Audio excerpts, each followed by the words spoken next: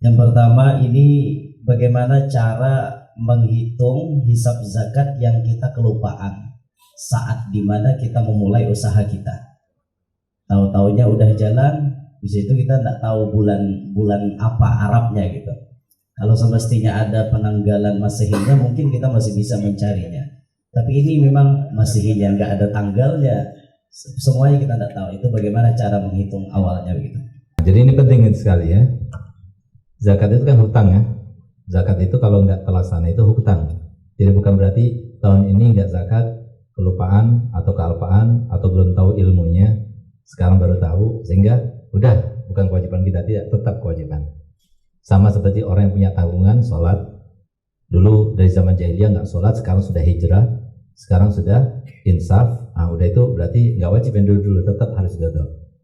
Nah, jadi cara menggodoknya gimana? Cara menggodoknya itu diperhitungkan dengan suatu ukuran yang tidak mungkin.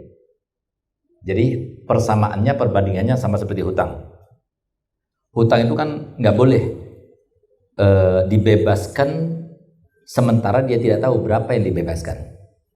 Nggak boleh. Jadi kalau mau membebaskan hutang, jelas berapa hutangnya.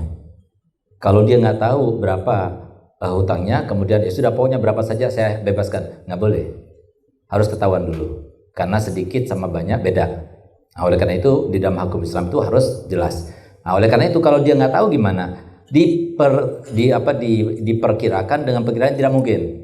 Berapa kira-kira hutangmu? 1 juta? Kayaknya lebih. 2 juta? Kayaknya lebih. 3 juta? Nggak tahu. Ya sudah, anak anggap utang ente 5 juta. Nah, 5 juta? Nggak mungkin, ya sudah, anak anggap 5 juta. Anak bebaskan 5 juta. Nah, begitu seterusnya. Nah, jadi kalau seumpama kita itu mempunyai godokan zakat, kita nggak tahu berapa tahun. Apakah saya zakat ini baru-baru saja saya mulai zakat? Berapa tahun yang lalu saya nggak pernah zakat? Diperkirakan. Jadi kira-kira saya mulai usaha, mulai saya punya uang itu berapa? Berapa tahun? Dan kira-kira penghasilan saya, uang saya setiap tahunnya itu berapa? Itu kan kalau ingat ya, kalau cuma setahunnya saya mulai punya uang 1 miliar itu dari mulai tahun ini. 10 miliar itu udah mulai tahun ini kan bisa memperkirakan gitu. Jadi kalau 1 miliar sekian, 10 miliar sekian. Nah, jadi diperkirakan dengan perkiraan tidak mungkin. Jadi yang nggak mungkin sampai ke perkiraan itu kita lebihkan, itu lebih baik. Bahkan nanti cara penghitungan zakat ya, usahakan nanti lebihkan. Jadi misalnya apa? Dihitung semuanya totalnya 1 miliar. Kita anggap bukan 1 miliar, 1 miliar 100 juta. Baru kita keluarkan zakatnya gitu.